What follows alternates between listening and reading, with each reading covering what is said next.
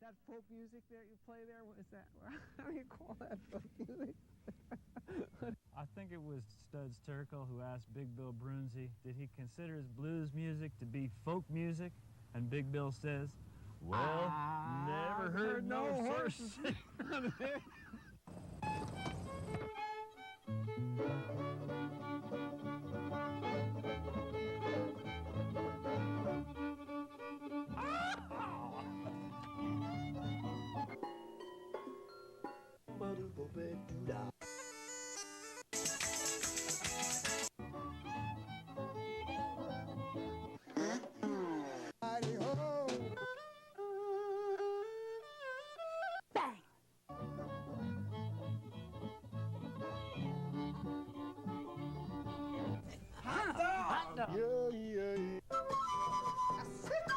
Don't hesitate. It could be your ticket to a new tomorrow.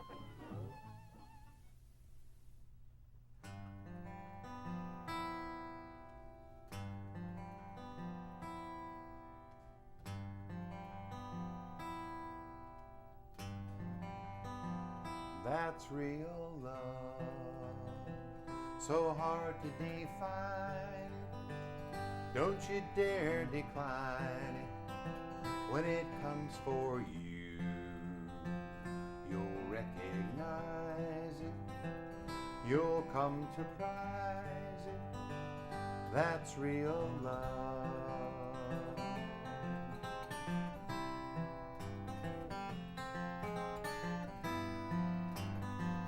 That's real love. It's such a treasure to take such pleasure in your regard. We've done the hard part. Let's lead with our hearts. That's real love.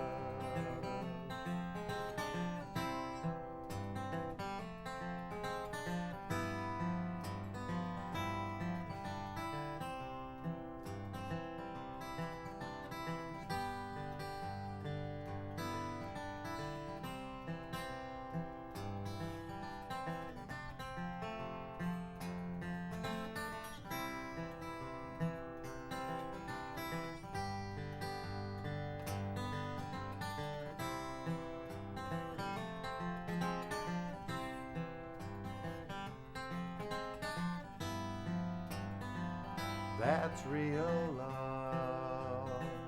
There's nothing sweeter than life with Rita, my real love. It's everlasting, it's flabbergasting. That's real love.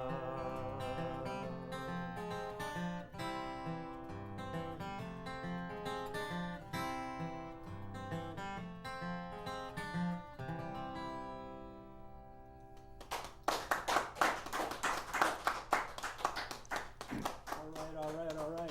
The show is Horses Sing None of It. My name is Ralph Litwin, and our guest today is David Gans.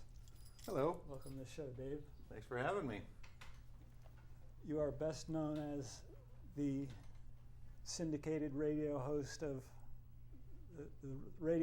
the syndicated radio show, The Grateful Dead Hour. Yes, indeed. But it's an important distinction. I am a musician with a radio show, not a DJ with a guitar. I was a musician long before I ever heard of the Grateful Dead, long before I wandered into journalism, and long before I accidentally became a host of a radio show. How did you accidentally become a host of a radio show? Well, I wrote a book about the Grateful Dead, and then I went on a local show in San Francisco called the K-Fog Deadhead Hour to promote my book, and produced a little segment, sort of a little documentary piece about a particular Grateful Dead song. And I had a lot of fun doing it, and I played a few rarities and things. And the host of the show was sort of in over his head. He wasn't really a deadhead. He was the morning drive DJ, which is an incredibly punishing shift for rock and roll lovers because it means getting up right around the time you're usually wanting to go into bed. So he wanted some help, got some help from me and a couple other guys providing music and stuff, and I just got really into it, and eventually the station asked me to take over the show because I was sort of, really much more into the Dead than the guy that was doing it. And then I started hearing from other radio stations that wanted to know if they could carry the show too. And without ever intending to, I became the host of a nationally syndicated show. When WNEW came knocking at my door and asked if they could carry the show, I realized, there might be some potential in this. So I went to the Grateful Dead and asked if it was okay with them if I syndicated the show, and they said absolutely. So I made it a business arrangement with them, and the next thing I knew, it's 25 years later, and that's been my day job all this time. It's a great story. My life has been a series of happy accidents. Will that ever be thus? Yeah, I should hope so. So that first song was lovely. Thank you. I wrote it 10 years too late for my wedding, but my wife said it was worth waiting for. It's a lovely tribute to her. Thank you. Want to hear a song that's the opposite of that? Sure. Cool.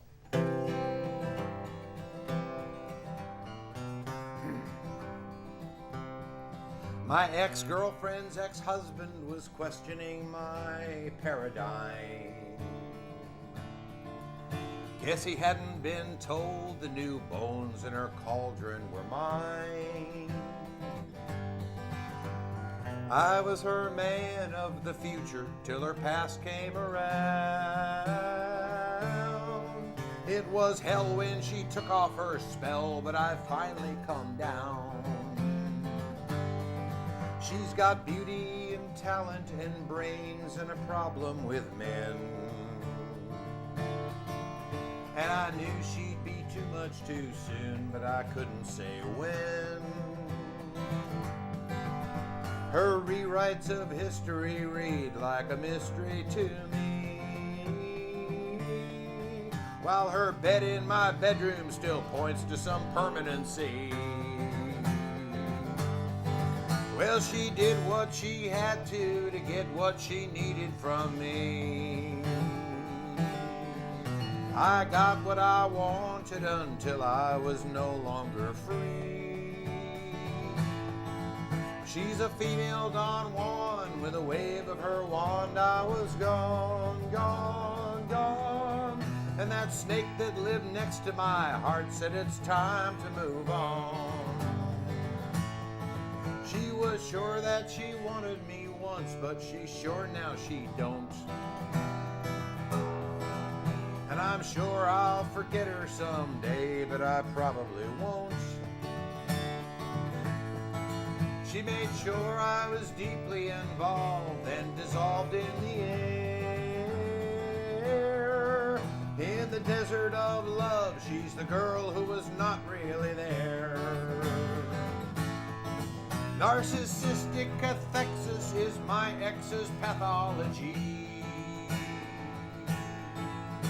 She hooks 'em and crooks 'em and cooks 'em with impunity.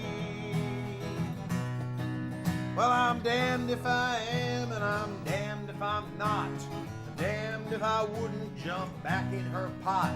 'Cause I've seen what's behind all her masks and her potions. The parallel girl's perpendicular motion. I'll reach for the truth in her voodoo and juju and jive, and convince her that men are enjoyed best when taken alive.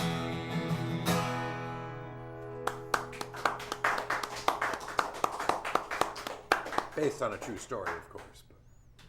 Very amusing. It was that heartbreak that led me to the true love that led to the first song. So everything works out in the long run. Kick in the ass is a shove in the right direction, as I So you're touring in support of your latest recording, which has an amusing title. Yes, the CD is called The Ones That Look the Weirdest, Taste the Best. I suppose I should play the title song for you. It's a song about shopping at the farmer's market. And people can go for more information to Gans, DGANS .net. .com. .com. I'm a .com. I don't know if dgans.net leads them to my, I don't know. That might just lead them to the old 404 there on the internet. I don't know. I should probably grab those other domains too, like dgans.org and dgans.gov. I wouldn't want to be nobody would want to live in the country that's ruled by dgans.gov. Trust me on this. It's just dgans.com at this point. Okay, so the ones that taste the weirdest. The ones that look the weirdest. Look the weirdest, taste the best. Yeah, it's a reference to tomatoes. I'm sorry, it's nothing more interesting than that. Want to hear the song? Yeah. Okay. This song is actually co-written with my wife, who's the produce maven in the family. She rescued me from a life of junk food, sugary munchies and stuff, and taught me the glories of organic food, fresh produce, and cilantro, and shopping at the farmer's market. This is about shopping at the farmer's market in Oakland, California around Labor Day. As I've learned over the years, different times of year you get different produce, different places you get different produce. I went to the Union Square Green Market in New York City in January. It looked nothing like the Grand Lake Farmers Market in September. Lots of squash, lots of apple cider, lots of wool, not a lot of tomatoes.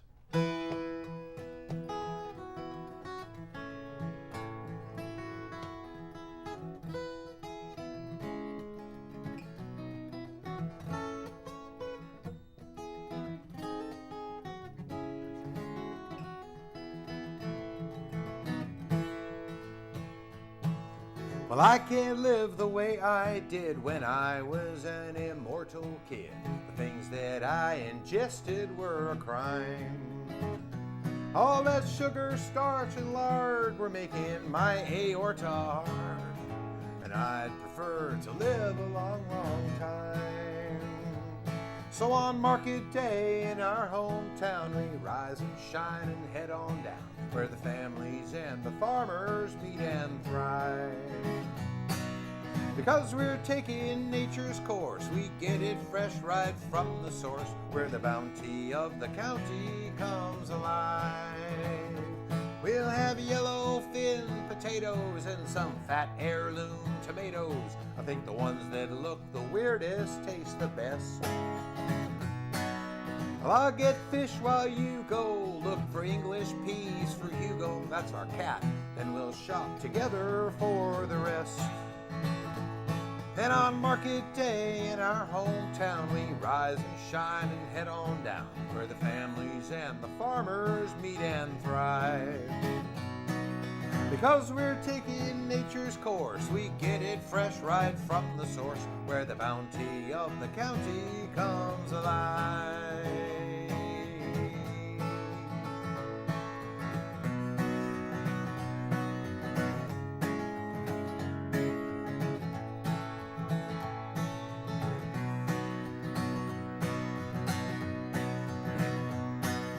Nature has her reasons, so we eat our foods in season. And I am being more vocal about thinking global and eating local.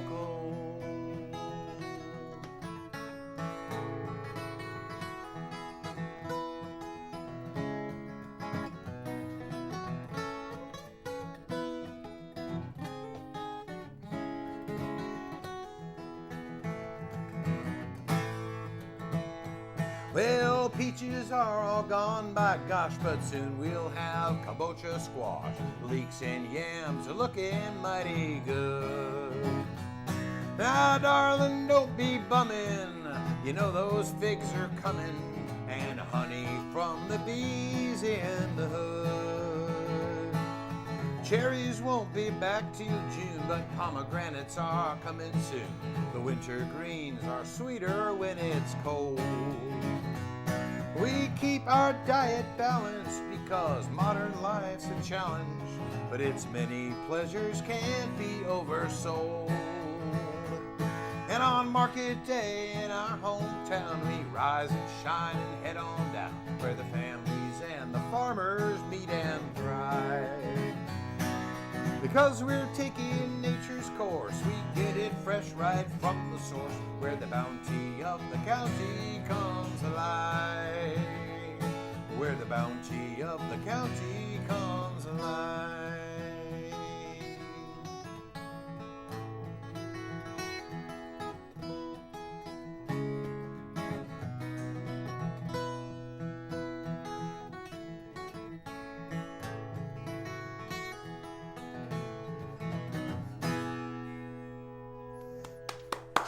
All right.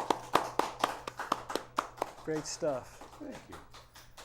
Now I understand that you, on this album, recorded with some of our old friends, New Jersey born. I did indeed. This record was produced by Tim Carbone, and we recorded it here in New Jersey at Mixolydian, Don Sternecker Studio, with Tim's great crew of Andy Gessling in particular, a great, awesome musician, John Skian,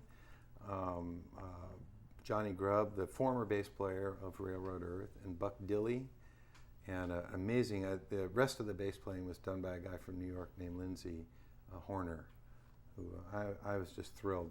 Everybody there. I mean, I did it with them because I'm a huge fan of Railroad Earth, and I think that all those guys in that band, you know, Todd Schaefer's a terrific songwriter, and he's surrounded by these amazing players who understand that the job of the band member is to tell that story, tell the song. It's not about your hot licks and stuff, you know. And so I just knew. We played a few gigs together. They have this other band called the Shock and Awe Mountain Boys. It's a quartet, you know, subset of Railroad Earth guys. And we played a few shows together.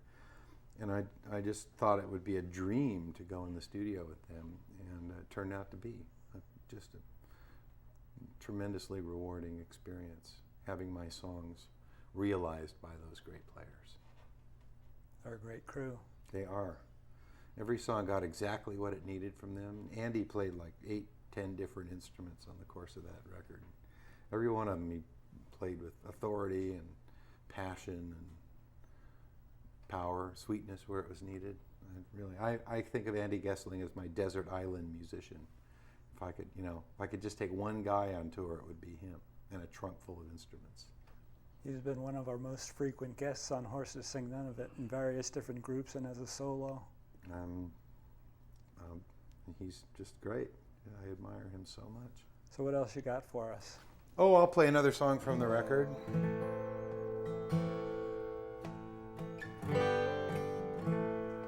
I want you to play with me on the next one.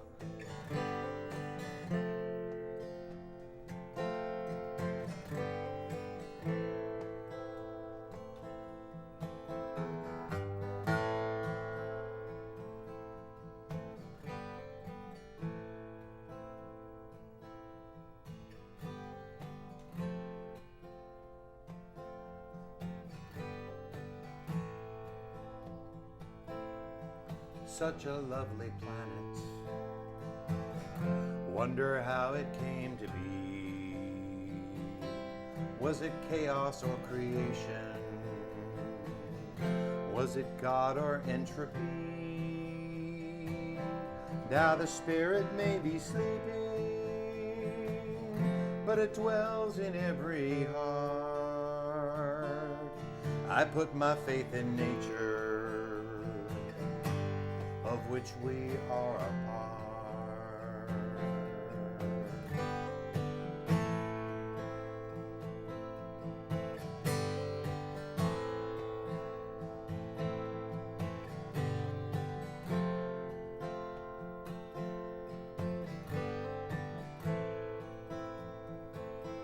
There are many here among us who believe this world is theirs, and when it's beaten and depleted, they will rise into the air, and the ones who don't believe them face a dark eternal grave. No one knows, but they are certain. Save us from the save. I put my faith in nature, what I hear and smell and see, till I meet that higher power. I'll do what makes sense to me. And if what I would call a good life is what you would call depraved, give me freedom from religion. Save us from the saved.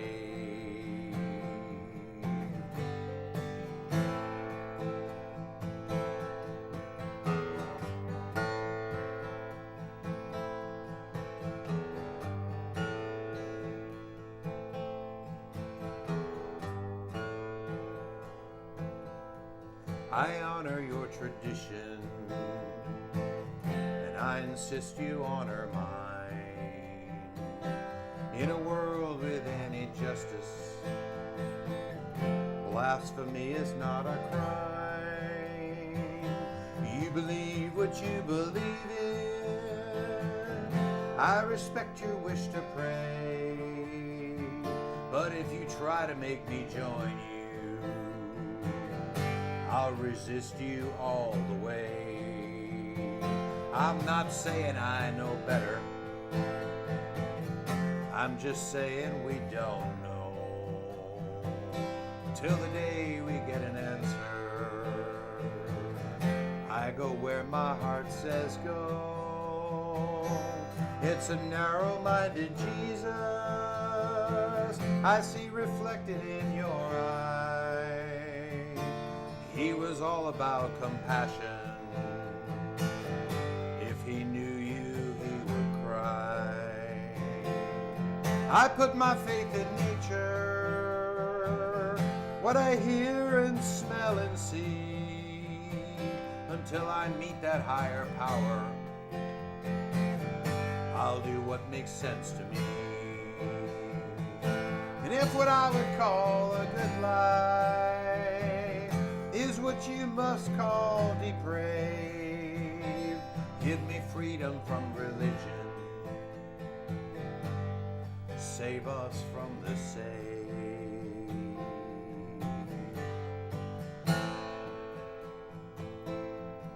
Save us from the saved.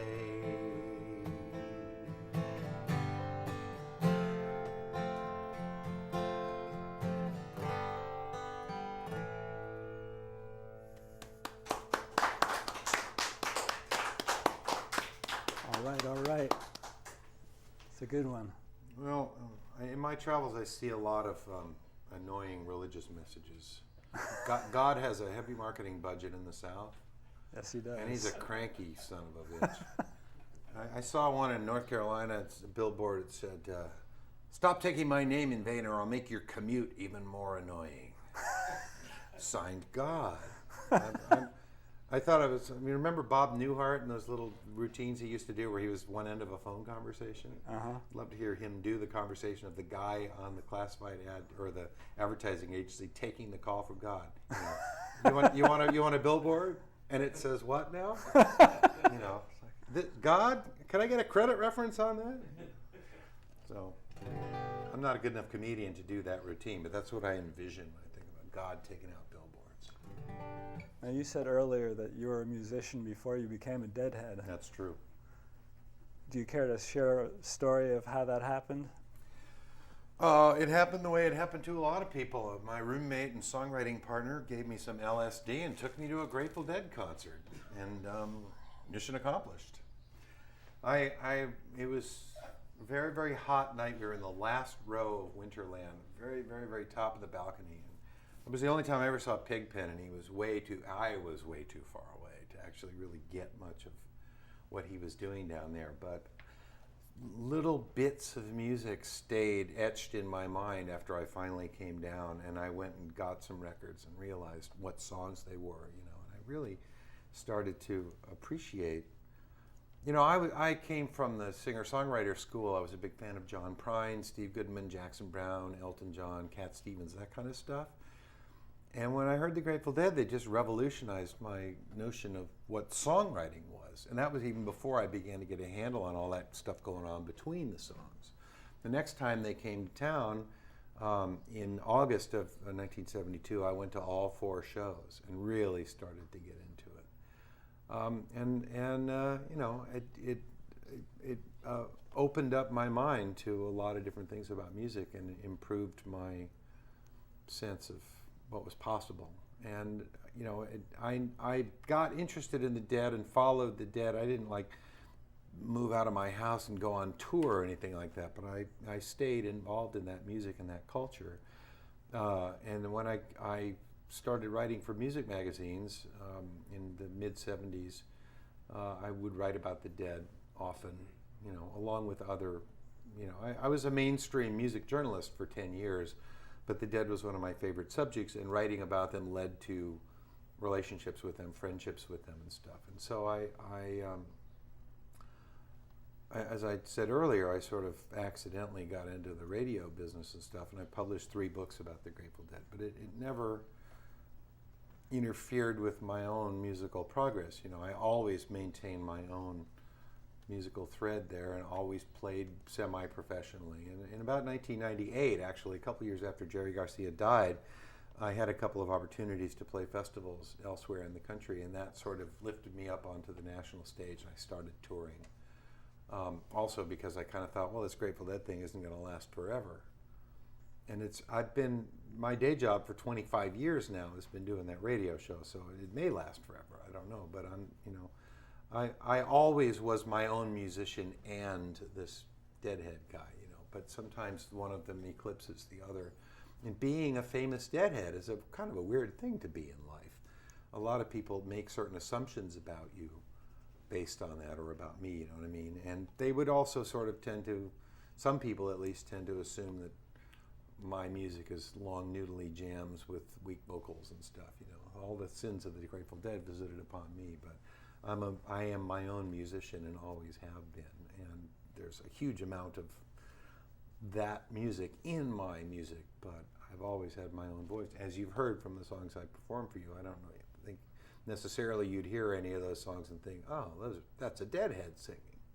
Now this next song I want to do with your help is about the Grateful Dead. And I got the lyrics from Jim Page, a wonderful singer-songwriter out of Seattle. You ever run into Jim Page? Haven't.